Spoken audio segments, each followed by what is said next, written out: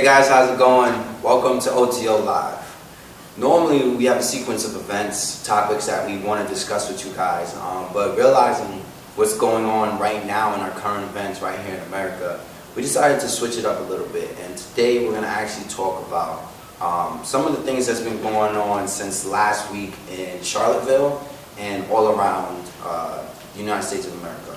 So just a little background. Last week, I believe on the weekend, a couple students in Virginia, they decided to do a protest regarding some statues of General E. Lee, and I'm not 100% the other guy's name, but that's not the point. So they gathered up with a bunch of torches and they marched. Now, to people living up north, people living in other parts of America, it started to raise questions. So the day after that, these group of people, they joined together again to protest the taking down of a statue of this General E. Lee, Robert E. Lee, who was an actual general in the war to keep slavery in America. They felt that, it represented a hero to them. We thought it represented a time where there was oppression. So as those people protested to keep it, counter-protesters came in and said, we think it should go down. Out of nowhere, people started fighting. Somebody drove in with a car, ran over this very innocent young lady who was just there protesting, who is now dead, and I believe 20 people about got injured. Since then, between social media and just the world, there has been many conversations, and today we're going to talk about just that. We're going to give our opinion, our feedback on what happened, and what we think is going to happen going forward and how that affects the future generations. I think that's a pretty good way to be involved in the conversation. So I guess I can start. One of the things that bother me, again, is the future. It's not about today, it's not about what happened last week, it's about what is going to continue to happen until this is fixed. I realized that when Donald Trump became president, he kind of alluded to the fact that he wanted to make America great, and a lot of people that voted for him agreed and they believed in his mission. I don't want to be too direct about who these people are, but there was a movement that started back then since he's been in office. Recently, with this happening, Donald Trump again reached out to that population and gave them an opportunity to stay relevant. By doing that, what he did is he said, first, these people are bad, let's condemn them. Then what he did is, well, we're going to condemn them, but I'm going to support the cause that they're fighting for, saying that they should not remove these statues. As a president, you have a very important role, and that's to, direct, dictate the way the flow of the country's going. I feel like he dropped the ball on that. And because of that, it's allowing other people now to rise up into certain forms of power, and we might be witnessing the next civil war. Ty, how do you feel about it? Honestly, it's very enraging. I'm pissed as shit. I know we're not really supposed to curse, but I think today's the day that I feel the need to go a little offensive. I'm pissed for many reasons. One, because before it got this far, I had several friends and people that I associated with that, one, didn't believe in the power of voting. Everybody has the right to do as they choose, but it was really a black and white thing. Whether you supported Hillary or you supported Trump, two different platforms. Trump is an extreme dickhead that favors and incites a specific demographic of people who want to segregate the rest of the world. And unfortunately, oftentimes than not, these small group of people are the ones with a large amount of wealth. And in them having a large amount of wealth, there's usually no consequences for their actions, and there's no consistent attack towards their mission statement and their cause. What happened this past weekend is very unfortunate. My thoughts and my prayers to everybody in the Virginia region, but I just keep seeing these things on social media when people say, I wish that would happen in my neighborhood. And not that I take the same stance, because it may sound ignorant, but I kind of, it's just hard not to feel like, this is like, if you don't stand up for nothing, you're going to sit by the wayside and watch this world crumble.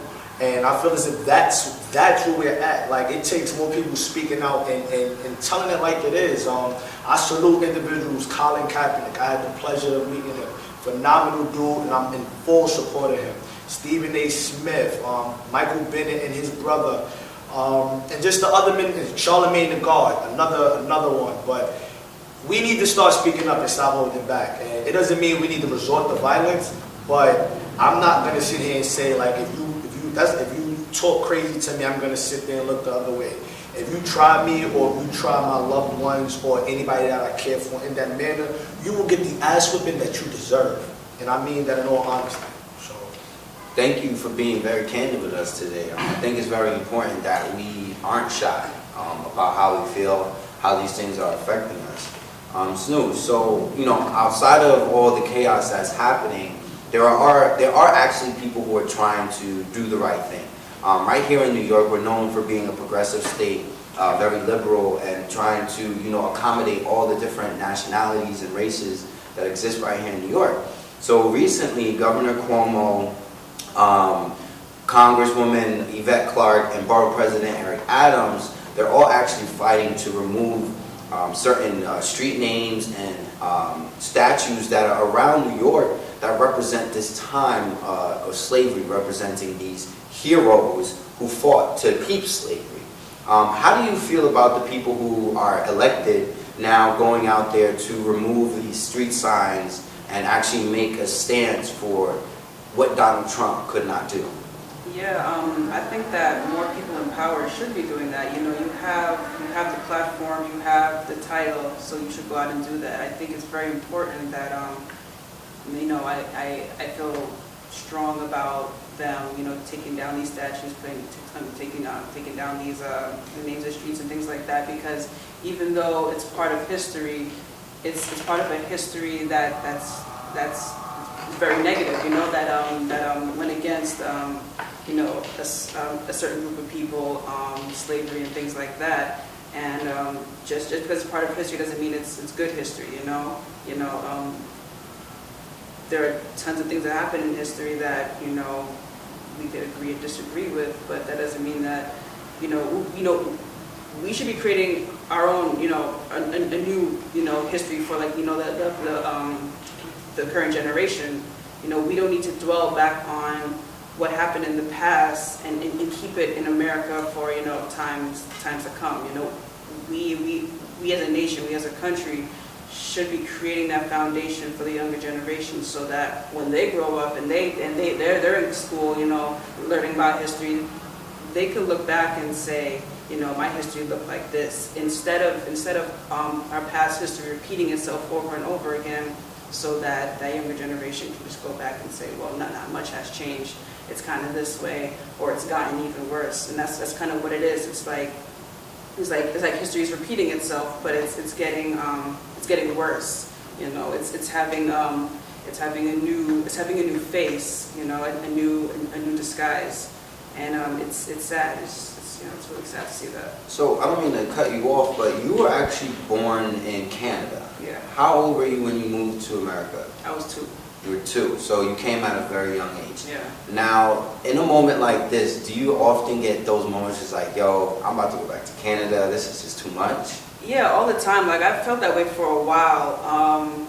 But ever since, our current president was elected, I felt that even more, that I felt like I need to leave now, because if I don't leave now, then who's to say, I could get deported at any time.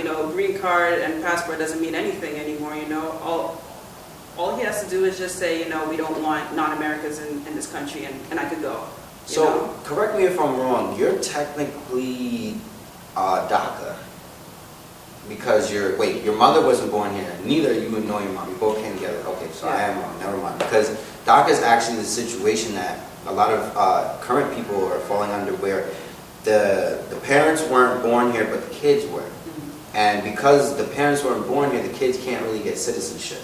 And if they were getting citizenship, Donald Trump is actually trying to create a law that was taking away that right. But moving on, so Zay, you came from a predominantly white collegiate experience where you went away to school and, majority of the population was black. white, excuse me. As far as me and Ty, we had the opportunity to go to a historically black college, Delaware State University, Hornets. where it was predominantly black.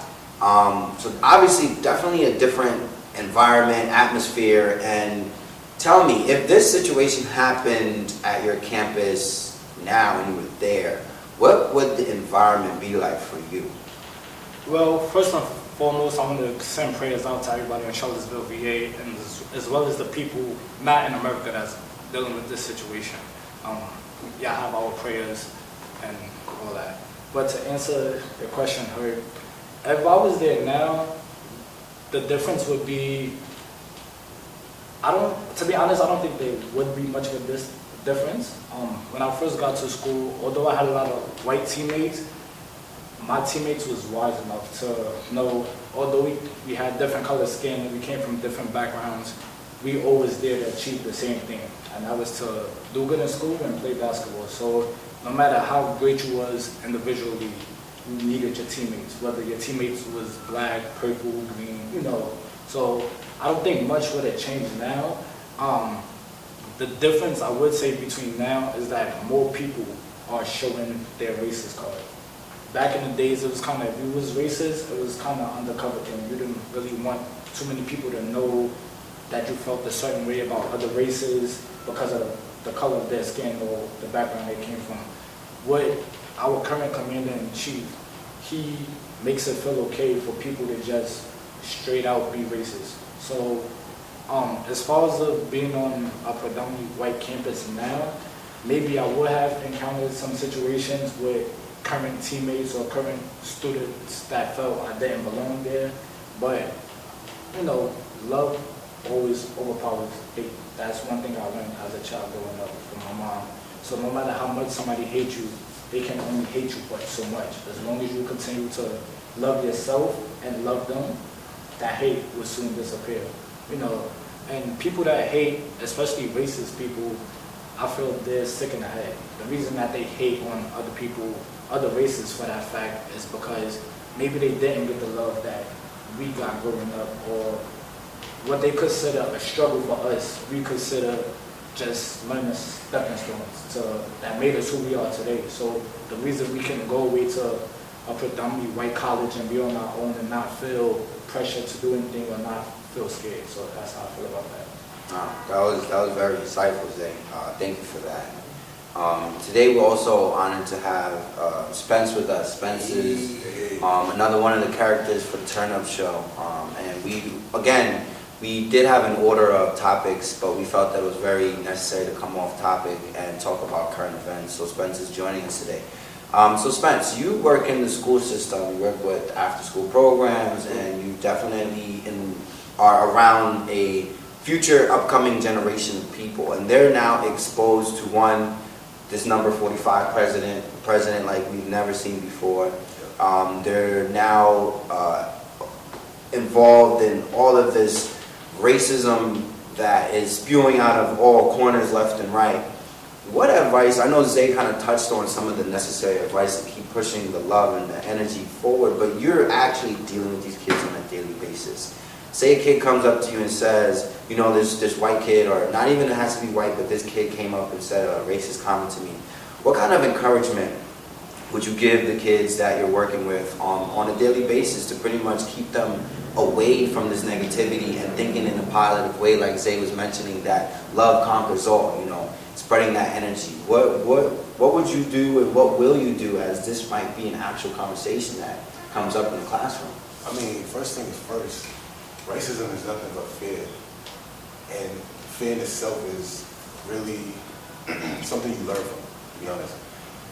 If a kid today told me that he experienced something like that, I would first of all tell him, know who you are as an individual. Because it doesn't matter what race you are, it doesn't matter what race you are, you bring something to the table that nobody else can. We're all individuals, we all have our own talents and our own dreams that we want to uphold and grow into. You understand? And racism is just not needed anymore. I understand this country was pretty much founded on it. But right now we're in a day and age where it's not needed anymore. And the fact that these people are so blatant to show the racism because we have a certain president in power makes absolutely no sense. Because I feel, actually, I don't really just feel that. I know a lot of these people that voted for him are regretting it now. I agree. Very regretting it now because honestly, they didn't. I seen a video about Jimmy Kimmel, and he said how he understood why certain people voted for Trump because they want to change, and they felt that they needed somebody to come and reorder everything like a business, Shake up the pot. exactly. And that's well off and everything, but if you want to have somebody do that, at least have somebody that knows what they're doing. Because honestly, government is not a business.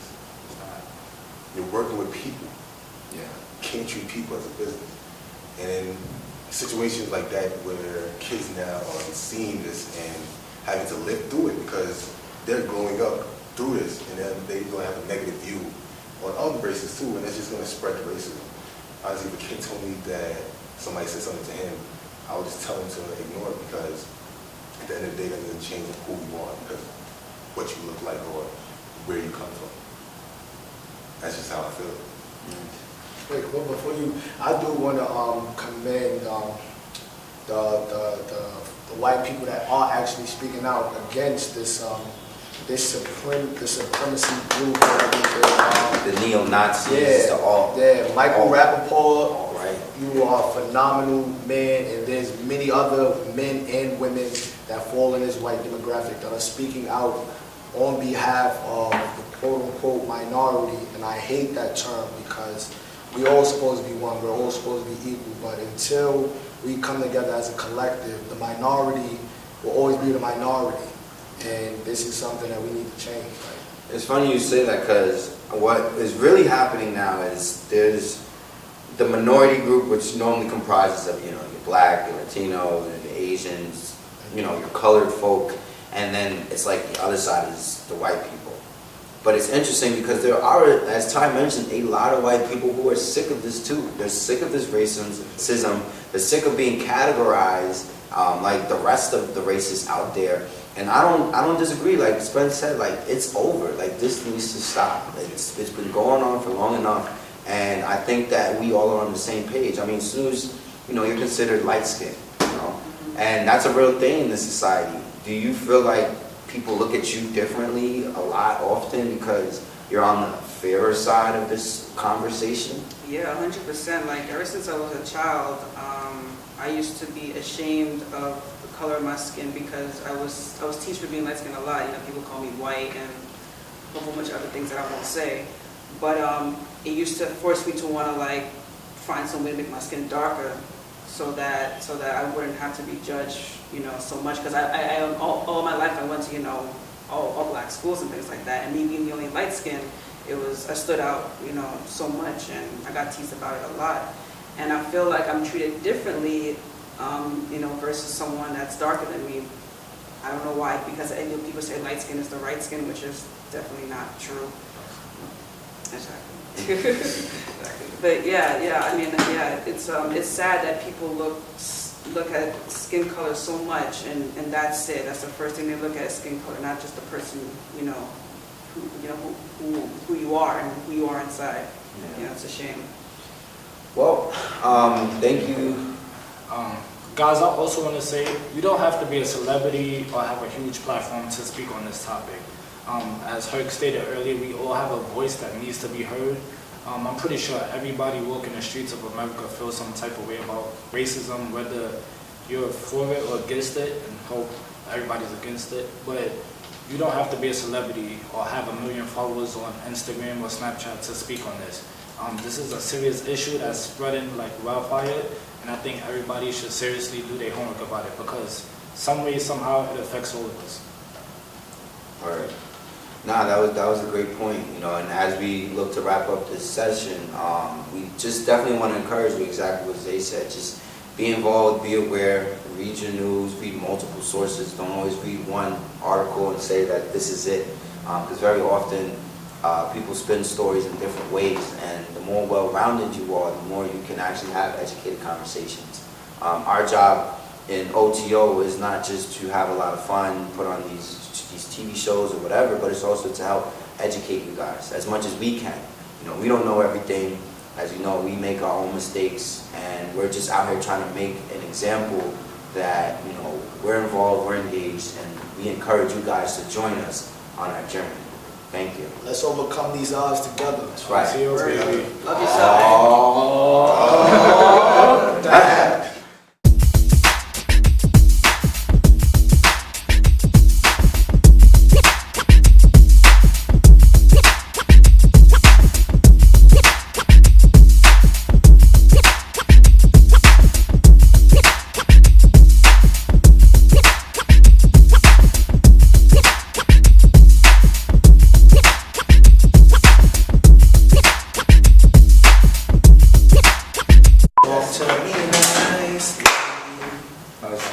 I felt like you're rapping. I don't know, it's so Talk to me nicely. Talk to me nicely. When the album don't even work. Lay in your bed. Sorry. Talk to you nice. I wanna give you this loving all through the night. All through the night. Say talk to me nicely. Talk to me nice. Talk to me now. Talk to me nicely. Talk to me right. Thank you. Thank you. It was there. It was on my mind.